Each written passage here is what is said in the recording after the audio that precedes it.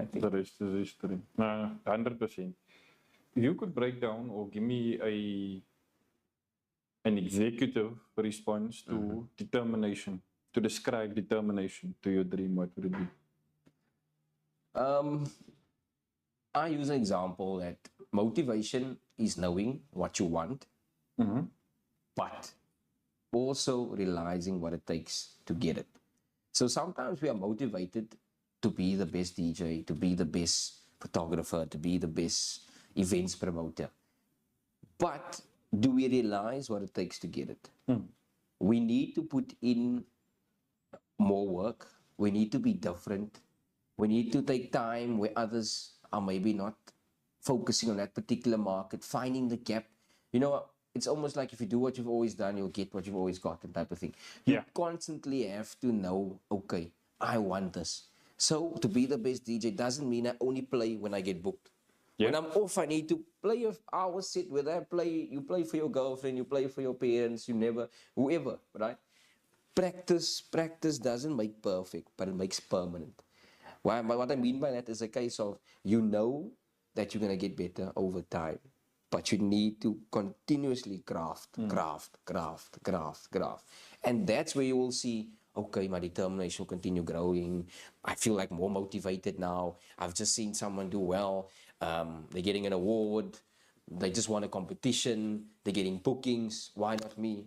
Work, and more work. Bro. I have something that I love by, and I'd maybe just like to share it with you.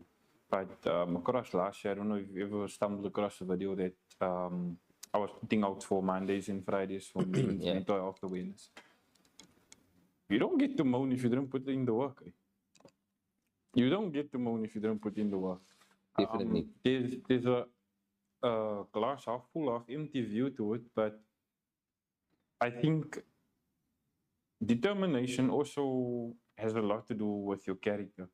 Like, I'm not saying that you or anybody else for that matter is lazy in the way that they do. I'm also not saying that because you see somebody constantly doing some form of networking or free marketing that they're focusing too much on that and being distracted from the end goal. You get what I'm saying? But these are all things that we go through on a daily basis for people that have either side hustles or owners to their business, and it becomes tiring, it becomes nerve-wracking, it becomes frustrating, it becomes distracting, it sometimes becomes a problem as well, you know. I've personally experienced a bit of all of the aforementioned stuff. I'd just like to maybe hear what would you say is a couple of your stumbling blocks from where you started, specifically as mentioned now, as a school kid up to where you are today? Look, if I say stumbling blocks, I actually watched the video. Was it earlier or yesterday? I think it ties in with your message now about you don't get to complain if you haven't put the work in. When someone interviewed another highly successful person and they asked a question or they gave him a platform, and this guy said, I'm thankful for every part of my journey. Then the person said, well, what do you mean? Then he says, you don't get to choose the parts to be grateful for, right? Meaning that when things are good, I'm thankful for that times. When you manage to overcome something, that particular occurrence, you only can think about you.